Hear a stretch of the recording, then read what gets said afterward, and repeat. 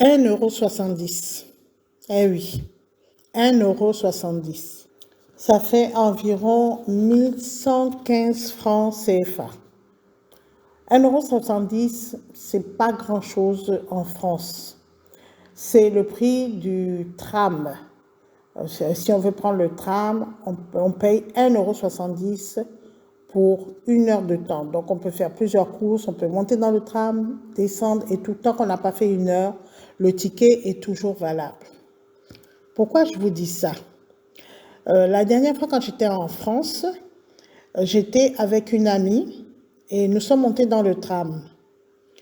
Lorsque nous sommes montés, moi j'ai validé mon ticket de tram. J'avais mon ticket de 1,70 €. Mais j'ai remarqué qu'elle, elle n'a pas validé son ticket de tram. Je lui ai dit, mais pourquoi tu ne valides pas ce ticket? Oh non, c'est pas la peine de valider le ticket. Moi, qu'est-ce que j'ai fait? J'ai un seul ticket que j'ai payé. Et avec ce ticket-là, à chaque fois que je rentre dans le tram, je me mets à côté des bornes. Et si je vois un contrôleur, je valide vite le ticket. Mais s'il n'y a pas de contrôleur, c'est le même ticket que j'ai dans la poche et puis je n'ai pas besoin de valider. Je lui ai dit, mais tu es salarié, parce que c'est quelqu'un qui travaille en France, ce n'est pas une chômeuse. J'ai dit, mais tu es salarié, tu as quand même un salaire. Tu ne peux pas payer 1,70 € pour ton transport. Oh non, c'est pas la peine et tout. Tu sais, tout le monde fait ça et tout. Tout le monde fraude, il n'y a pas de problème. Je lui ai dit, est-ce que tu sais que ce sont tes 1,70 € lorsque tu prends un ticket, que tu le valides, qui permet de payer le salaire des conducteurs de tram, les salaires de ceux qui nettoient le tram, parce que tu es bien content de rentrer dans le tram. Le tram, c'est le tramway, hein. Tu es bien content de rentrer dans le tram, c'est très propre, ça sent bon, les sièges sont en bon état et tout. Tu ne te demandes pas avec quel argent tout ça est fait. Donc le fait que tu prennes les 1,70 €, tu ne les valides pas, ça peut peut-être empêcher qu'on embauche une personne, ça peut peut-être empêcher qu'on donne des primes à une personne, ça peut même peut-être gêner qu'on donne le salaire à une personne, ça peut faire en sorte que on ne peut pas bien nettoyer le tram, on ne peut pas bien faire les réparations, etc., etc. C'est là où la personne a compris, elle a dit, mais oui, mais en fait c'est vrai. J'ai dit, mais regarde un peu les grèves des gens tout le temps, les gens de la Société nationale de chemin de fer. Tu penses qu'ils grèvent pourquoi? Ils ont besoin des augmentations de salaire, ils ont besoin de primes, ils ont besoin de meilleures conditions de travail et tout. Mais tout ça, ça se fait avec de l'argent. Et où veux-tu qu'eux, ils trouvent l'argent si ce n'est pas par les tickets que vous payez, que nous tous nous payons lorsque nous rentrons dans un tramway? Et ça, c'est ma leçon d'aujourd'hui.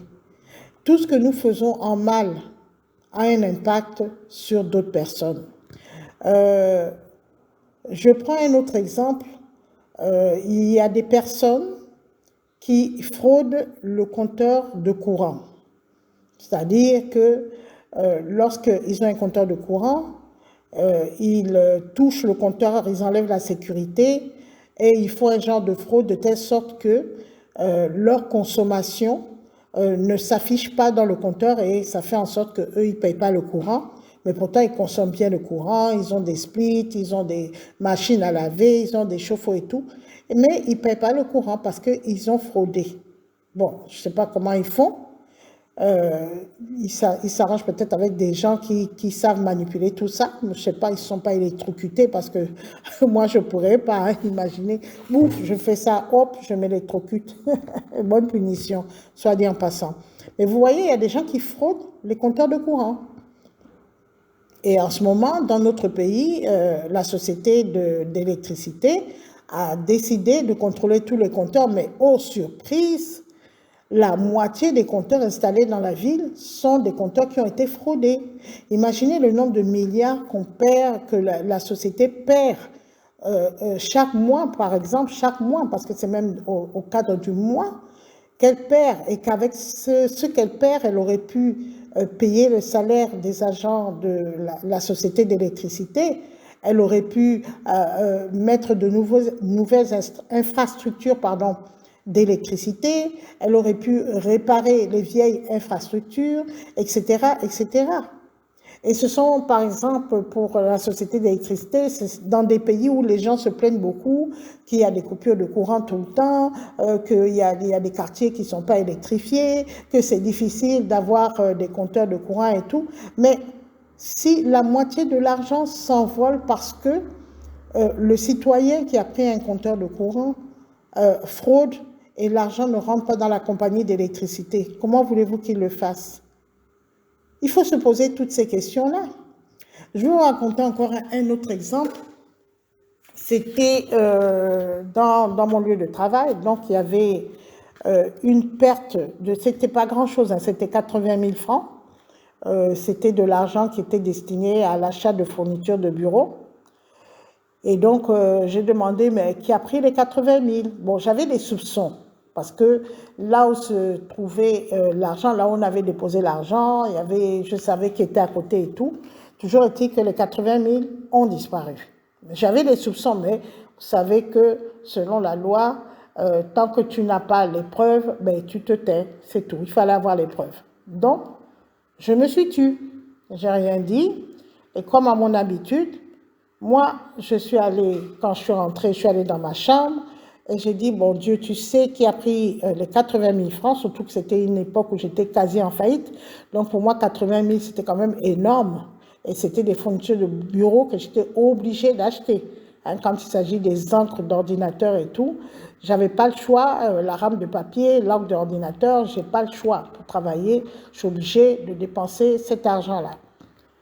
Et donc, je suis rentrée dans ma chambre, j'ai dit, Seigneur, voilà, j'ai un problème, on m'a pris 80 000 et je n'ai plus d'encre au bureau et tout, je ne sais pas comment je vais faire mes correspondances et tout, etc., etc., vraiment, montre-moi, etc. Vous savez, Dieu, il n'est pas aveugle. Je vous ai toujours dit que non seulement lui, il voit tout, il sait tout, même ce que tu fais la nuit noire, dans le noir ou dans le coin le plus sombre de la terre, il voit. Mais en plus de ça, il a toute sa création qui est témoin de ce que tu fais. Le soleil est témoin, la lune est témoin, les mouches sont témoins, les petits moustiques sont témoins. Ils vont rendre compte à Dieu, voilà ce qui s'est passé. Vous voyez, vous croyez que vous avez fait, même les simples fourmis qui se baladent de temps en temps sont témoins, ils ont vu comment on a pris l'argent. Et moi, j'ai invoqué Dieu, j'ai dit, ben, Dieu, je sais que tu vois tout, tu sais tout. Je sais aussi que tu as beaucoup de témoins. Tu sais qui a pris l'argent. Tu sais où est l'argent. Et sincèrement, montre-moi qui c'est, etc. Et ça n'a pas duré. Vous savez, Dieu, moi, il m'a toujours répondu. C'est pour ça que je vous parle souvent de Dieu. Moi, il me répond. Une semaine après le vol des 80 000 francs dans le lieu du travail, il y a une employée qui arrive et qui dit... elle vient presque en larmes. Hein. Oh, voilà, ma chère, racontait à ses amis. Donc, moi, quand j'entends le bruit au comptoir, je dis, mais qu'est-ce qui se passe? J'ai cru qu'il y avait quelque chose de grave. Et je dis, ben, venez dans mon bureau. Et je dis, mais qu'est-ce qui se passe et tout? Et c'est là où elle raconte que la nuit, ils ont été braqués. Et les braqueurs ont pris la télé, le lecteur CD, c'était il y a quelques années, donc à l'époque on avait encore les lecteurs CD là, qui lit les disquettes. Ils ont pris la télé, le lecteur CD et les deux téléphones portables, donc son téléphone portable et celui de son petit ami. Et eux, ils étaient en train de dormir dans la chambre, donc il y a quelqu'un qui est rentré, qui a ouvert la fenêtre la nuit et qui a tout pris tranquillement, posément. Je ne sais pas s'il les a endormis, parce qu'ils ont l'habitude d'endormir avec des sprays qu'ils mettent dans le moteur du split, et vous dormez toute la nuit tranquillement, pendant qu'on est en train de voler toute la maison. Donc quand ils se sont réveillés le matin, portes et fenêtres étaient ouvertes, et tout avait été pris, etc. Et moi, la première chose que je lui ai demandé, j'ai dit, est-ce que quelqu'un a été blessé? Est-ce qu'ils vous ont agressé? Elle m'a dit non. J'ai dit, ouf, du moment qu'on vous vole, ce ne sont que des choses, et que vous n'avez pas été agressé, bon, c'est pas grave, les choses vous pouvez remplacer. L'être humain n'est pas remplaçable. Et quand elle est sortie du bureau, je me suis rappelé la prière que j'avais faite la semaine précédente, et je me suis rappelé le fait que la semaine précédente, j'avais eu un trou de 80 000. Et je me suis dit, mais la télé, déjà, ça coûte plus de 80 000 francs. On ajoute le prix du lecteur CD, plus le prix des 2 portables. Mais vraiment, elle a remboursé à Dieu vraiment au moins 4 fois 80 000 francs. Alors, qu'est-ce que je veux vous expliquer là-dedans? Je veux vous dire que tout ce que nous faisons, on croit qu'on gagne. Hein? On croit qu'on gagne parce qu'on a fait une fraude, on a escroqué quelqu'un, surtout plus pauvre que nous, plus faible que nous, on l'a escroqué et tout. Et on croit qu'on gagne, on est là tout fier. Ouais, j'ai pu escroquer la personne, j'ai pu gagner, etc. Mais ce qu'on oublie, c'est que ce qu'on a gagné là, on va perdre beaucoup plus. Parce que c'est une loi divine qui est là. Dieu, il a posé ses lois. C'est une loi divine. Tu as volé, tu vas rembourser beaucoup plus. Tu peux rembourser de plusieurs façons, donc soit par le vol, comme j'ai expliqué pour cet employé. Tu peux rembourser par tout d'un coup ta voiture tombe en panne. Tu vas te retrouver à devoir payer tout l'argent que tu as détourné, plus encore pour réparer la voiture. Tu vas rembourser, tout d'un coup, tu vas voir qu'il y a un de tes enfants qui est malade, il faut que tu payes des médicaments, ça sera plus que l'argent que tu as détourné, etc., etc.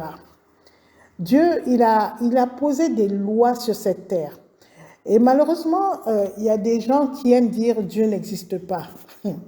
Tant que vous allez croire que Dieu n'existe pas, vous allez toujours vous retrouver dans ce genre de problème-là. Tant que vous allez croire que Dieu il se trouve au ciel et que quand il est au ciel, surtout s'il y a des nuages, il ne voit pas ce qui se passe sur la terre, vous allez toujours avoir le même genre de problème. Le Dieu dont je vous parle s'appelle le juste juge. C'est-à-dire que c'est un juge qu'on ne peut pas corrompre, qu'on ne peut pas tromper, qui n'est pas corrupteur non plus, qu'on ne peut pas acheter, etc. Et qui rend à chacun selon son dû. Je dis bien qui rend à chacun selon son dû. Ce que tu as fait, tu auras le retour des choses. Ça, c'est inévitable. Tu l'auras peut-être pas le même jour, mais tôt ou tard, tu l'auras. Tu fraudes le bus, tôt ou tard, tu vas avoir l'obligation de faire une dépense imprévue qui sera plus forte que le bus. Et tu vas te demander, mais oh, pourquoi je souffre comme ça? Voilà, j'ai tel problème, je dois sortir tant d'argent et tout. Mais reviens un peu en arrière et demande-toi si les jours précédents ou les mois précédents ou tous les mois, tu n'es pas en train de prendre cet argent qui ne t'est pas dû à quelqu'un d'autre ou à une société, une entreprise, etc. Il faut toujours se demander pourquoi certaines choses nous arrivent. Je ne veux pas dire par là qu'à chaque fois que quelque chose de mal nous arrive, c'est parce qu'on a volé quelque part. Non. Mais ça fait partie des raisons aussi. Parce qu'il y a d'autres raisons qui font en sorte que nous ayons des problèmes. Des fois, ce sont des leçons que Dieu veut nous apprendre. Mais ça fait partie des raisons. Tout ce que tu prends qui n'est pas à toi, qui ne t'est pas destiné, tu finiras par perdre beaucoup plus. Vous avez le cas même des employeurs qui aiment toujours grignoter dans le salaire de leurs employés.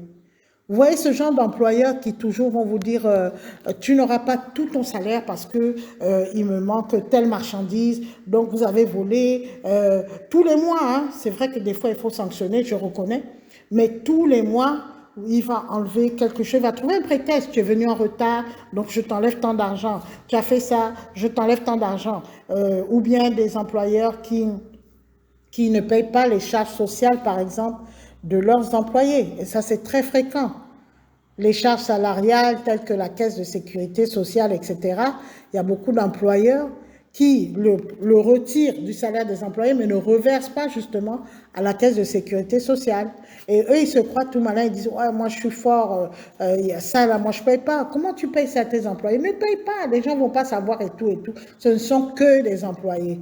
Et après, tu vas te rendre compte que, tiens, un beau matin, on te fait un contrôle fiscal. Et le contrôle fiscal, c'est 10 fois plus ce que tu n'as pas payé à la caisse de sécurité sociale à tes employés. Moi, je voulais vous faire comprendre que ça ne sert à rien de voler. Déjà, ce n'est pas honorable. Déjà, Dieu a vu. Déjà, ça nous enlève les bénédictions qu'il a prévues pour notre vie. Et par contre, ça ouvre des portes à l'ennemi. Quand tu fais des mauvaises choses à quelqu'un, tu ouvres des portes, c'est une brèche par laquelle l'ennemi, que je vais appeler le diable comme tu veux, il peut rentrer, et quand il rentre, la première chose qu'il fait, c'est ouvrir la porte à tous les autres ennemis. Et tu vas te retrouver dans des problèmes. Et plus tu te retrouves dans des problèmes, plus tu vas frauder. Et plus tu te retrouves dans des problèmes, plus tu vas escroquer ton personnel, etc. Et tu vas croire que tu peux t'en sortir comme ça, mais tu ne vas jamais t'en sortir. Tu vas aller de gouffre en gouffre, en gouffre, en gouffre. La morale de ce que je viens de dire, qui a commencé par 1,70 €, c'est que ce qu'on vous dit de payer, payez. Vous rentrez dans un tram, dans un tramway, on vous dit de payer le passage, vous payez. Vous rentrez dans un bus, que ce soit en Afrique, en Europe ou je ne sais quoi, on vous dit que quand vous rentrez dans le bus, le trajet s'étend. Payez cette somme-là. Si vous n'avez pas la somme, allez à pied, mais arrêtez de frauder. On vous dit, il faut payer votre facture d'électricité, payez votre facture d'électricité. Si vous voulez avoir les bénédictions divines, soyez d'abord propre, soyez d'abord clean vis-à-vis de Dieu pour que Dieu vous bénisse. Un fraudeur, un escroc, un truand et tout, vous pensez que Dieu va encore le bénir pour qu'on dise que non, pour être béni, il faut escroquer, truander, voler? Dieu n'est pas dans ce genre de choses-là.